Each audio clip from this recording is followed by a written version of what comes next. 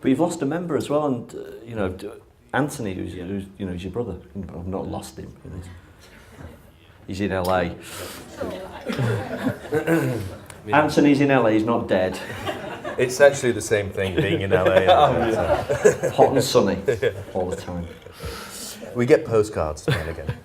So, you know, but you know, because I have this, my perception, and you know, I could be completely wrong on this, but Anthony brought a goofiness to Spacehog that, you know, I never quite got it. I know that people did, and you know, it's personal preference.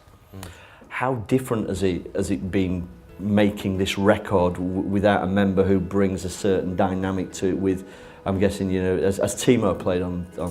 No, well, Anthony did actually play on the record. Oh, did he? Right. Yeah, okay. like maybe half of it. He kind of was getting out the door as we were kind of, you know, getting halfway through. However, you know, I think Anthony's changed too. But yeah, that goofy thing, to be honest, I mean, it was always a bit of a struggle for me, being a part of that. And I think it definitely brought an immediacy to the band, you know, when we started off particularly, that was very marketable and very, you know, people responded to it immediately. It was a poppy thing. And, you know, I think it was always you know, part of the push and pull of our creative process with Anthony and I. But whether or not that's something that's relevant today for us, not that we're, you know, I mean, I like a good joke just like anybody else, and you know, but it's a very difficult thing in music to be kind of quirky. And also be serious, you know. And I think, you know, sometimes you can use humour as a vehicle toward getting your point across, and other times it's a distraction. And I don't know whether it ever was a distraction for us as such. It just was what we were and what we were doing then, you know. But I think it's relevant to now that's, you know, it's not as important at this stage, you know, to me personally. The thing I like about what we do here is I don't prepare any questions at all. So I have these little gaps where, for some people, it might be quite uncomfortable. And if you are feeling uncomfortable now, be all right inside yourself with that. It's all right. 'Cause it is all right sometimes to be uncomfortable, isn't it? It feels uncomfortable. Uncomfortable feels. It feels uncomfortable. Yeah. But uncomfortable's okay. I mean, you know, we're all looking for a place in the world. You know, we're all looking for our space in the world, aren't we? And discomfort is one of the things that sometimes we have to feel in order to be able to transcend that feeling.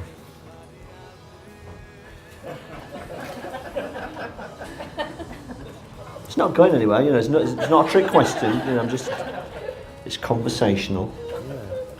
Well, I mean, I think we do, but we don't have to. No, we don't have to.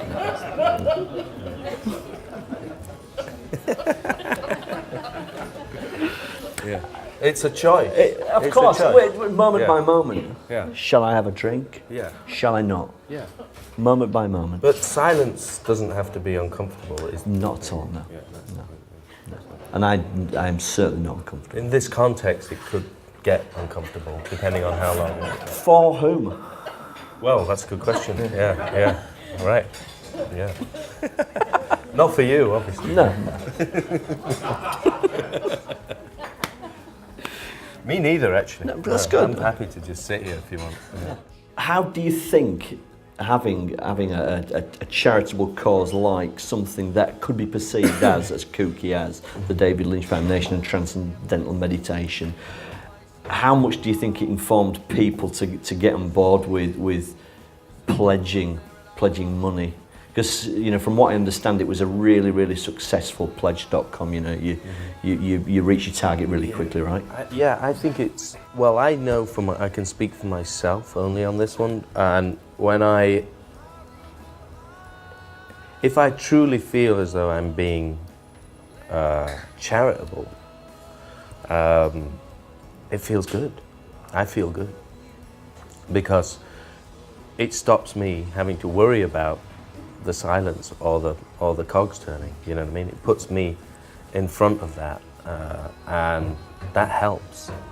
So I think people resonate with that, you know, en masse, and you know, I think in part that was a big reason why it was so successful.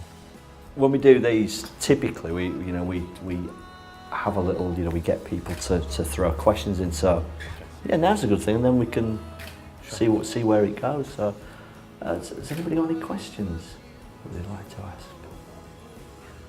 Somebody over there. She wants to know where Johnny's baby is. Oh, I left her at the bus stop. Sorry. Inside the globe there. Oh, she's with Chris's wife actually tonight, so that we could do this. If I'd have known, I'd have brought her.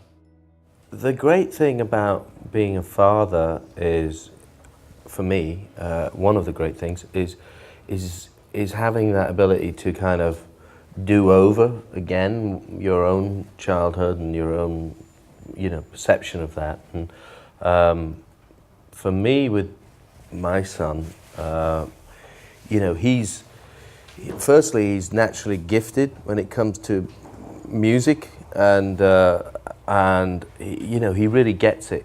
I had, you know, his granddad on his maternal side called me the other day, and he said, has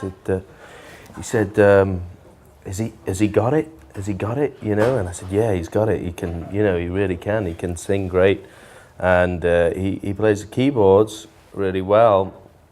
So really, I mean, he's his own being, and getting to see him do his own thing is really, I don't know, it's mind-blowing, really, to think, you know, here's this, you know, a little part of, you know, my, I don't know, extended consciousness in the form of my son, being a force unto himself, you know, and I don't know where it's going to go for him, but it's nice to be around. It's you know, it's light, and it's fun, and it's full of wonder. It's great. Yeah. All girls. Somebody told me that it was karmic punishment for all the horrible things I've done to women on the road over the years. Pardon? Well, I've got a 15-year-old, and she does play a little bit, but I wouldn't call her, and I'm sure she wouldn't mind me saying this, like a natural musician. She really loves it, and she's immersed in it, and she knows what she likes, and she can play, and she plays a little guitar and keyboards, and she composes on GarageBand, and she sings, she watches all the shows, and she likes all the bands. But, you know, not to be all comparative, and not that I was like a model, you know, would-be musician or student, but I know that I was playing and very active when I was a little younger than her, and she's 15, and I think that she's really into fashion, actually. And my fiancé is in fashion, so she has a great mentor there, and that seems to be the trajectory that she's going in. And quite frankly, the way the music business is going right now, I fully support that trajectory, because it's really quite tough for musicians these days, young musicians such as ourselves, everybody right across the board. It's a changing industry, as I'm sure we all know. It's very different from how it was when we started. What is better than being an A-list rock star?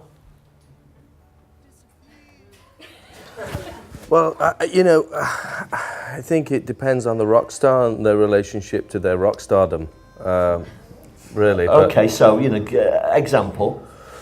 Well, a lot of them die, you know. Yeah, but okay, then what about Macca? Oh, you know. Yeah. So, you know Macca, don't you? Oh, you met him. Yeah.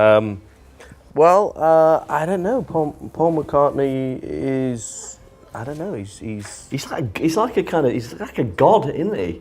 In the kind of, if we're doing stratas of rock stardom, Paul's up there, isn't he? Yeah, he's Paul McCartney, you know, and he knows it. He's written some great songs, and he's a Beatle. So I don't know. But I don't know. He still deals with the same thing that you deal with, in terms of the big existential questions that we can't really answer, or that I wouldn't try and dream of getting into in this kind of format. But it's a journey for anybody, and I really consider myself really lucky, and well, maybe not lucky, just it's just my experience, and I'm grateful for that. I'm grateful I'm still here, because some people aren't, and there are those pitfalls, and believe you me, I think I've come pretty close to my own flirtations with those. So yeah, it's a long road, really. I think. Didn't somebody say that? It's a long way to the top if you want to rock and roll. AC/DC. Yeah.